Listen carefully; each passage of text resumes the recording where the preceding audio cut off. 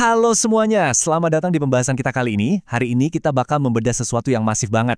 Ekosistem ekonomi kreator modern di tahun 2026 yang nilainya udah tembus miliaran dolar. Lupakan semua yang Anda tahu soal media sosial beberapa tahun lalu, karena jujur aja, aturan mainnya udah berubah total. Kita nggak lagi sekedar ngomongin promosi online, tapi kita lagi melihat pergeseran paradigma pemasaran secara global. Coba deh, tanyain pertanyaan tajam ini ke diri Anda atau tim Anda. Sampai detik ini, masihkah Anda ngukur kesuksesan kampanye cuma dari jumlah likes dibandingin sama penjualan nyata? Kalau jawabannya iya, wah, Anda mungkin lagi buang-buang anggaran pemasaran. Metrik popularitas yang jadul itu, di era sekarang yang udah sangat melek data, sebenarnya cuma ilusi. Jadi apa sih sebenarnya ekonomi kreator di tahun 2026 itu? Ekosistem digital ini udah ngedefinisi ulang segalanya. Sekarang, ini adalah mesin raksasa yang murni dibangun di atas kepercayaan dan hasil yang terukur, bukan cuma sekedar nyari tenar. Disinilah para kreator benar-benar jadi penggerak pendapatan nyata dan ningkatin metrik bisnis, langsung lewat komunitas mereka yang otentik dan berbasis performa. Oke, langsung aja kita mulai. Hari ini kita bakal ngebahas 5 hal penting. Pertama, gimana wujud ekonomi kreator di 2026. Kedua, bedanya influencer sama pemimpin opini. Ketiga, cara menguasai platform sosial modern. Keempat, trik nyari partner kreator yang pas. Dan terakhir, gimana bikin konten yang benar-benar menghasilkan konversi. Kita masuk ke bagian pertama, Ekonomi Kreator 2026, atau bisa dibilang kematian metrik popularitas. Nah, yang paling menarik dari sini adalah perubahannya. Dulu tuh kita cuma fokus sama followers, likes, atau seberapa viral sebuah konten. Ya, kelihatan keren sih di atas kertas, tapi apa itu bisa buat bayar tagihan perusahaan? Nggak selalu. Hari ini tuntutannya jelas, metrik performa. Kita ngomongin soal ROI yang nyata, persentase tingkat konversi, penjualan afiliasi, dan berapa banyak pelanggan baru yang berhasil diakuisisi. Itu yang terpenting sekarang. Buat ngasih gambaran, angka 20 ini semacam rahasia dapur di industri kita sekarang. Data nunjukin kalau kerjasama dengan 20 micro-influencer yang benar-benar relevan dan punya interaksi tinggi, itu sering banget ngasilin konversi yang jauh-jauh lebih fantastis daripada Anda bayar satu selebriti raksasa yang mungkin aja malah nggak pernah benar-benar pakai produk Anda. Lanjut ke bagian 2, influencer versus pemimpin opini atau KOL. Pertanyaannya, siapa sih yang sebenarnya menguasai dunia digital sekarang? Jawabannya tergantung banget sama tujuan kampanye Anda. Influencer itu digerakkan sama popularitas dan gaya hidup. Mereka ini jagoan banget kalau urusannya ngebangun awareness yang luas atau bikin tren baru. Tapi di sisi lain, Key Opinion Leader atau KOL, mereka ini bergerak berdasarkan kredibilitas dan keahlian profesional mereka. Bayangin, dokter spesialis atau kritikus teknologi, mereka ini senjata utama Anda kalau tujuannya untuk ngebangun kepercayaan yang super dalam dan mengedukasi audiens soal produk Anda. Dan ini dengan brilian ngegambarin hierarki kreator yang sekarang terbagi jadi 4 tingkatan. Mulai dari nano yang pengikutnya 1.000 sampai 10.000, mereka ini ngasih kepercayaan super personal buat kampanye komunitas yang niche banget. Naik dikit ada micro, nah ini sweet spot buat performa dan penjualan afiliasi karena loyalitasnya tinggi. Terus ada makro dengan produksi profesional buat awareness massal, dan terakhir, kreator mega dengan jutaan followers untuk naruh merek Anda di level kemewahan dan prestis global. Yang kerennya lagi, kreator-kreator tadi sekarang bisa dipetakan dengan sempurna ke dalam tahapan perjalanan pelanggan. Kreator level mega itu ngebuka funnel di tahap kesadaran lewat konten final mereka.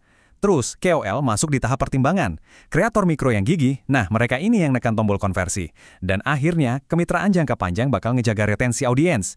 Jadi, kreator itu bukan cuma sekedar promotor lagi, mereka adalah keseluruhan funnel itu sendiri.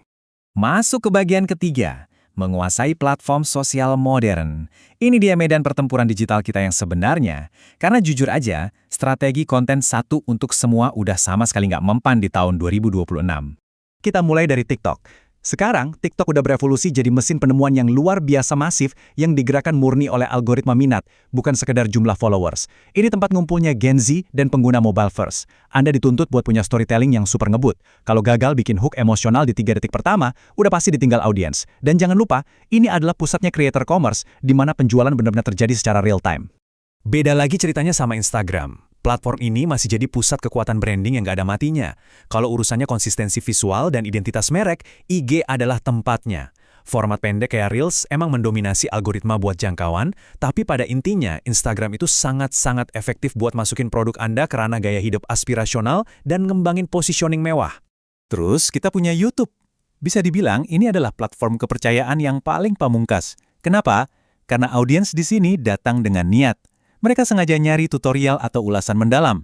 Makanya, YouTube ini esensial banget buat produk-produk yang butuh pertimbangan tinggi sebelum dibeli. Satu video ulasan yang komprehensif di sini bisa jadi mesin pencetak konversi afiliasi jangka panjang Anda. Terakhir, jangan pernah remehin LinkedIn. Transformasinya gila-gilaan. Dari sekedar tempat naruh CV, sekarang jadi platform kreator B2B yang punya otoritas tinggi. Ini tempatnya audiens profesional. Algoritmanya sangat menghargai diskusi yang bermakna dan berkualitas. Jadi, kalau kampanye Anda butuh dorongan dari thought leadership atau konten yang dipimpin langsung sama founder, ini dia panggung utamanya. Oke, bagian keempat, mencari pasangan yang sempurna. Dan pastinya, kita harus melakukan seleksi berbasis data. Nggak bisa lagi tebak-tebakan. Poin krusialnya ada di sini. Relevansi itu jauh lebih penting daripada sekedar jangkauan dalam ekonomi kreator modern. Audiens yang kecil tapi sangat niche dan hiperrelevan itu bakal selalu ngalahin jutaan followers yang sama sekali nggak nyambung sama produk Anda. Kesesuaian identitas antara kreator dan merek itu benar-benar segalanya.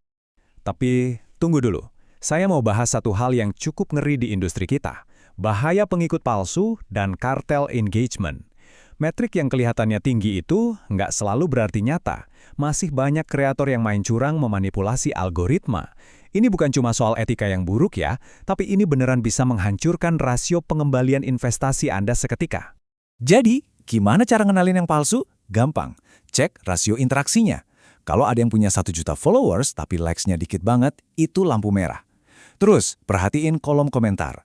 Kalau isinya cuma spam emoji berulang, atau kalau ada lonjakan followers yang gak wajar secara tiba-tiba, kemungkinan besar itu bot. Pastiin kreator Anda punya interaksi percakapan yang tulus dan natural sama komunitasnya. Jangan sampai budget Anda terbuang sia-sia. Dan kita sampai di bagian kelima, konten yang benar-benar mengkonversi. Mari kita bahas revolusi UGC. User Generated Content atau UGC. Ini dia format yang sekarang lagi merajai pasar. Kenapa bisa gitu? Karena konten yang direkam langsung pakai smartphone itu ngasih kesan yang sangat otentik dan jujur. Nada bicaranya santai, gampang dihubungkan dengan keseharian kita, dan fokus pada ulasan jujur atau pengalaman personal. Percaya atau enggak, format yang kelihatan mentah ini malah terbukti berkali-kali sukses ngalahin iklan korporat yang dipoles mahal-mahal. Nah, mari kita lihat gimana ini semua dirangkai lewat formula video pendek yang terbukti ampuh nangkep rentang perhatian kita yang makin pendek.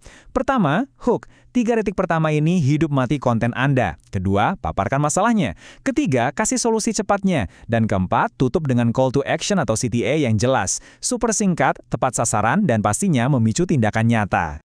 Kalau kita rangkum semua pembahasan kita hari ini, inilah realitas utama di 2026. Kita udah sepenuhnya beralih dari kultur yang cuma memuja selebriti menuju apa yang disebut ekonomi kepercayaan. Ini adalah pergeseran paradigma yang sangat mendasar.